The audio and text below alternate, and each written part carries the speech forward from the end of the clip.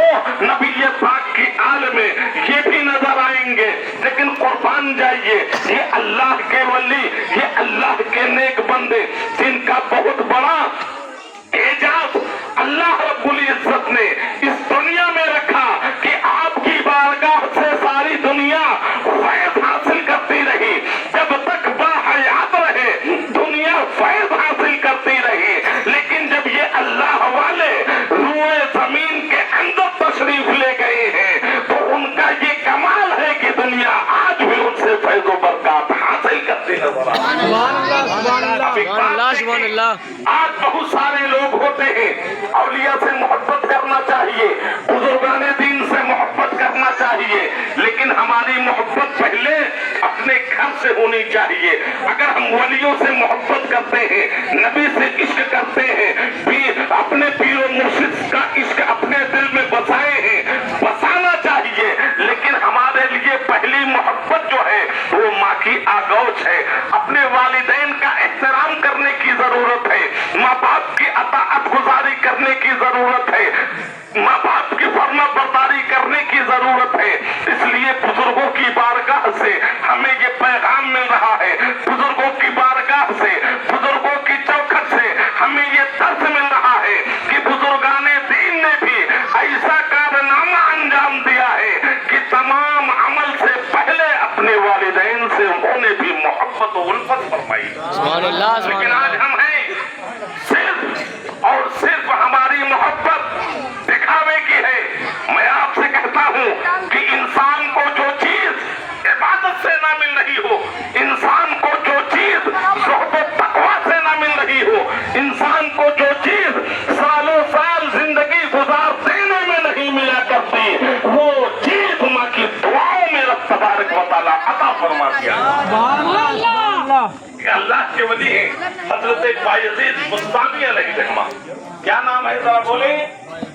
حضرت بایزید بستامی. آپ کا ایک نام تیفور ہے, آپ ہی کے اس نام پاک کے سلسلے سے سلسلے تیفوریہ چلا کرتا ہے.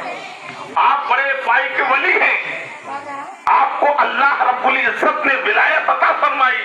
لیکن ایک درس کی بات بتاؤں, سبق حاصل کرنے کی بات بتاؤں کہ یہ علم حاصل کرتے رہے, علم حاصل کیا. بڑے بچپنے ہی میں ان کی والدہ نے ایک اللہ کے نیک ولی کی بارگاہ میں انہیں پیش کیا تھا, کہا تھا آپ انہیں علم دنیا بھی سکھائیں اور ساتھ ساتھ انہیں علم باطنی بھی سکھائیں.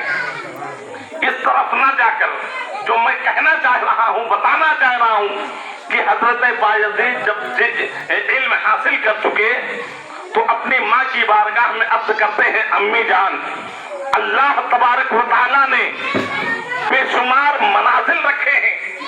ولایت میں کئی منزلیں ہوا کرتی ہیں, تقریباً 28 منزلیں ہیں کہ یہ اولیاء کرام اپنے زہد و تقویٰ کی بنیاد پر, کسب کی بنیاد پر, اپنی محنت و مشقت کی بنیاد پر یہ درجات, یہ منازل طے کیا کرتے ہیں. تو ایک مقام حضوری کہلاتا ہے, مقام حضوری کہلاتا ہے. بایزید بستامی ماں کی خدمت میں حاضر ہوئے, اے میری ماں, میرے دل کی خواہش ہے, میرے دل کی تمنا ہے کہ میں رب تبارک و تعالیٰ کو تلاش کروں, رب تبارک و تعالیٰ کی بارگاہ میں میں مقام حضوری حاصل کر سکوں. ماں نے کہا بیٹا اگر تیری خواہش ہے, اگر تیری تمنا ہے, اگر تو یہ ارادہ رکھتا ہے, ٹھیک ہے, میں تجھے اجازت دیتی ہوں, جا کر تو رب کو تلاش لے, مقام حضوری حاصل کر لے. بایزید بستامی گھر سے نکل جاتے ہیں, گھر سے نکلے اور اس کے بعد آپ کی کیفیت یہ ہوئی, عبادت و ریاضت کر رہے ہیں, روزے رکھ رہے ہیں, افطار بھی کر رہے ہیں. لیکن روزے رکھنے کے جو آپ کے ایام گزر رہے تھے تو وہ اس طریقے سے تھے, کبھی آپ افطاری میں درختوں کے پتوں کو کھایا کرتے تو سحری میں پانی پیا کرتے تھے, کبھی سحری میں پانی پی لیا کرتے تھے تو افطاری میں درختوں کے پتوں کو کھایا کرتے تھے, سبز گھاسوں کو کھایا کرتے تھے. اسی طریقے سے 40 سال بیت گئے. 40 سال بایزید بستامی جس مقصد کے मकसद नहीं हासिल हुआ। आप एक जंगल में रहते, कुछ दिन वहां बिताते, फिर उस जंगल को छोड़कर आगे बढ़ जाया करते। कहीं ऐसा ना हो दुनिया वाले मेरे पीछे आ जाएं, मेरे पीछे पीछे हो ले। इसलिए आप एक जंगल से दूसरे जंगल होते हुए 40 साल बीत गए, लेकिन वो मकाम हासिल नहीं हुआ। भी इबादत कर रहे हैं, रोजे पे रोजे रख रहे हैं, खाने के लिए एक दाना में असर नहीं है, पानी और पत्तों पर गुजारा कर रहे हैं। यहाँ तक कि एक दिन चलते चलते रात का आलम है, दिल में ख्याल आता है लाओ आज दूसरे जंगल में चलते हैं। जब वो रास्ता तय करने लगे तो आप एक आबादी में पहुंचे।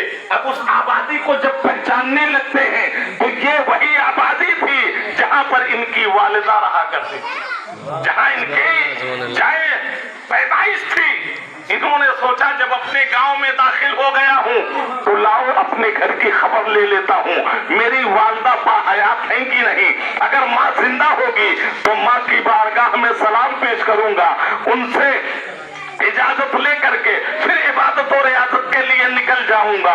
अल्लाह अल्लाह, हजरत बायजीद अपने घर पर पहुंचते हैं और दिल में तरह तरह के वसवसे पैदा हो रहे हैं। 40 साल हो गए मुझे, न जाने मेरी वालिदा जिंदा है या नहीं, न जाने मेरा घर सही सालिम है या नहीं। लिहाजा इसी फिक्र में जब आप अपने मकान तक पहुंचते हैं, दरवाजे तक पहुंचते हैं, तो क्या देख रहे हैं कि दरवाजा अंदर से बंद है। इन्हें एहसास हो जाता है कि नहीं नहीं, मेरी वालिदा का इंतकाल नहीं हुआ है, मेरी वालिदा जिंदा है, मेरी माँ बाहयात है।